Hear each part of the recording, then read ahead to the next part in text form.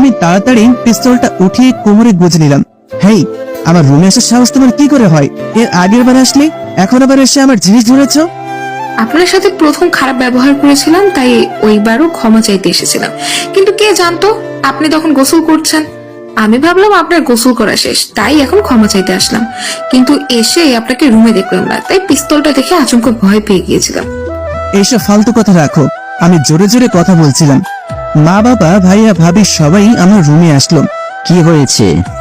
আমি আগেই বলেছিলাম আমার রুমে যেন কেউ না আসে, তারপরও এই মেয়েটা কেন আমার রুমে আসে?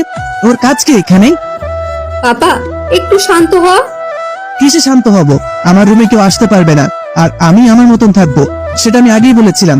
ও হয়তো ভুল করে এসে গেছে। আপনি আমার ভাইয়ের বউ, আমার না।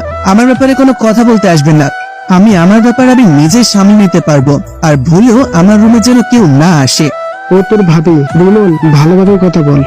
আমি ভালোভাবে কথা বলতে শিখিনি। আমি রাস্তায় বড় হয়েছি, তাই রাস্তার লোকেরা যেমন কথা বলে আমি তেমন করেই কথা বলবো।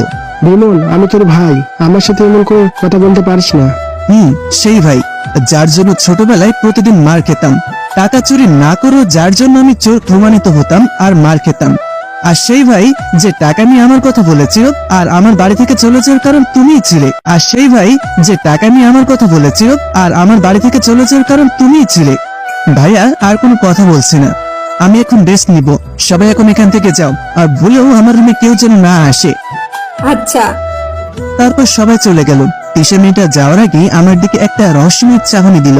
সবাই যাওয়ার সাথে সাথেই আমি রুমের দরজাটা আটকে দিলাম। কোমর থেকে পিস্তলটা বের করে ব্যাগে রাখলাম। ব্যাগের উপরেই আমার আর্মি কার্ড ছিল।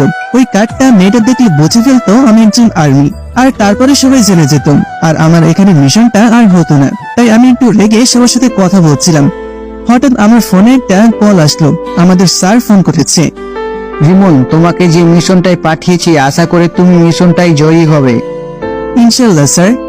শোনো, কাল তুমি কলেজে জয়েন হও। তোমাদের মিশন কলেজ থেকে শুরু করব, কারণ ওই কলেজ থেকে ওই সব অবৈধ কাজ হয় আমি শুনেছি। তাই তুমি কালকেই তোমার কাগজপত্র নিয়ে ওই কলেজে ভর্তি হও, আর যেন কেউ জানতে না পারে তুমি একজন আর্মি। যিনি ফেললে কিন্তু ওই মিশনটা শেষ করে যাবে।